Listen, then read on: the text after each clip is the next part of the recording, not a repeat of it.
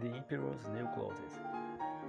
Once upon a time there was a vain emperor who loved clothes. He always made sure to be dressed in very luxurious and expensive clothes all the time, and he had a different outfit for every day of the year. One day, two strangers come to the city saying that they were tailors and that they could sew the finest and most luxurious clothes that ever existed. Soon the news spread and ended up in king's ears. If they can really make the most wonderful clothes, then I want to meet with them, said the king. Then the king's servant made an appointment with the two strangers. A boatman and another very then arrived at the palace and knelt before the king. Slimus and sleek at your service, your majesty, they said. I heard that you make wonderful clothes. It is true? Asked the king.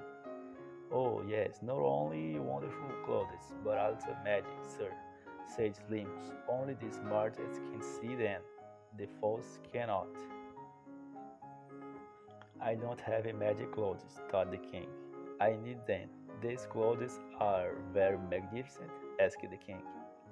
Very magnificent, said Sleek, but they are very expensive as you can imagine. Get all the gold you want, pleaded King, but I just want you make these clothes for me.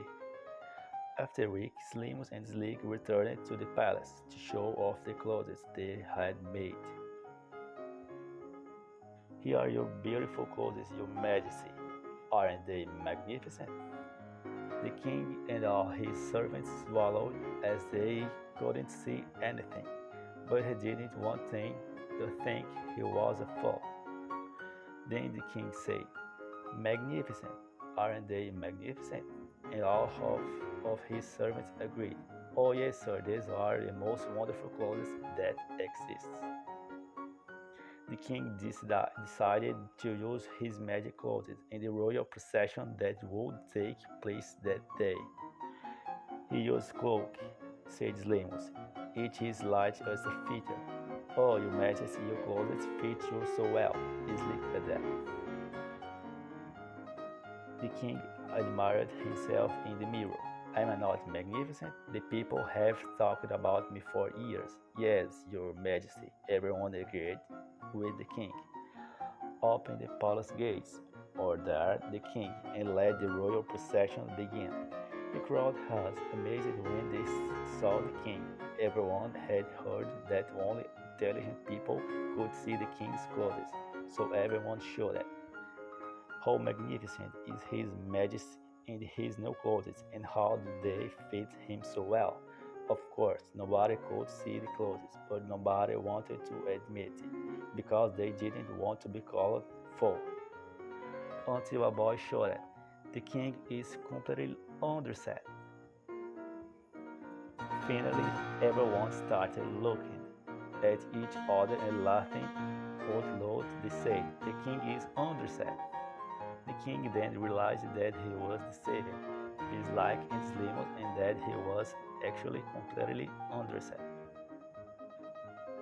She blushed with embarrassment, but he thought it would be better to continue the procession with the illusion that all those who couldn't see his clothes were false. He continued walking pompously with the squire behind him carrying his imaginary foe. As for Sleek and Slimus, they disappeared with all the gold and were never seen again.